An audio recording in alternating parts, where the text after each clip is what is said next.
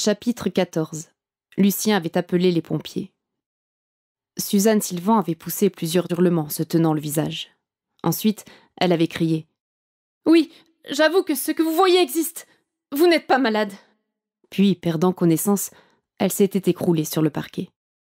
Éberlué, Lucien avait appelé les pompiers. Vu ses explications confuses et l'émotion qu'on lisait sur son visage, ceux-ci avaient prévenu la police avant d'amener la psychothérapeute aux urgences les plus proches. Lucien avait dû répondre aux questions d'un commissaire avant de rentrer chez lui. 2h15.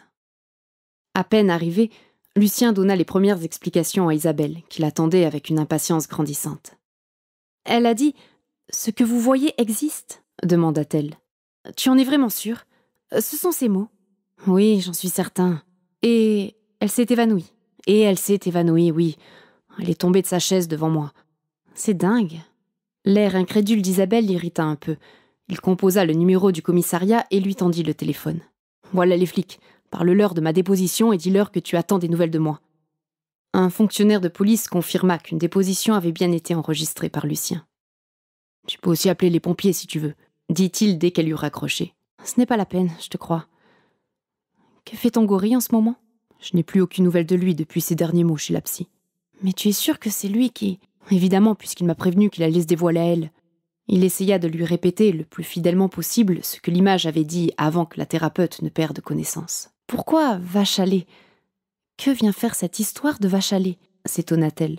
La psy venait de me dire que les professions libérales sont les vaches à lait de l'URSSAF. Apparemment, ces mots ont énervé le gorille. Il prendrait donc la défense de l'URSSAF, cet animal.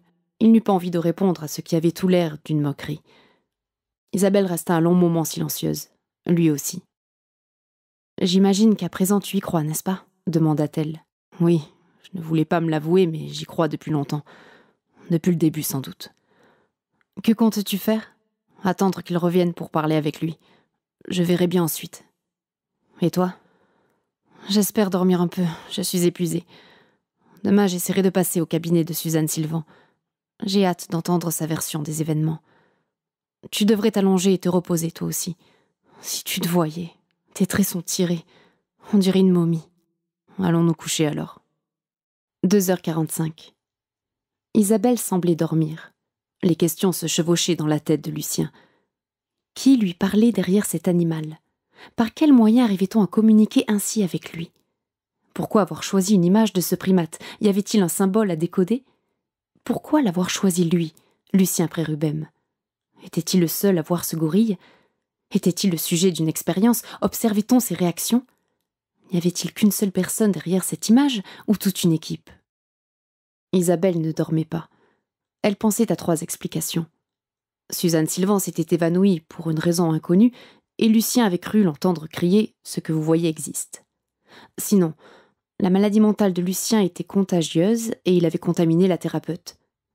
En si peu de temps, cela paraissait très improbable, d'autant que Lucien aurait contaminé d'autres personnes, elle-même pour commencer. À moins que certaines seulement fussent sensibles à l'agent pathogène. Ou bien, ce gorille existait bel et bien d'une façon ou d'une autre. On utilisait une technologie toute nouvelle et mystérieuse pour communiquer avec Lucien, qui était tout à fait sain d'esprit. Qui était derrière tout cela ? Pourquoi une image de gorille ? Pour quelle raison faisait-on cela ? Lucien avait-il été choisi au hasard ou intentionnellement ? Était-il le seul à subir cela ? Elle avait hâte de revoir la thérapeute pour apporter des réponses aux 2 premières hypothèses.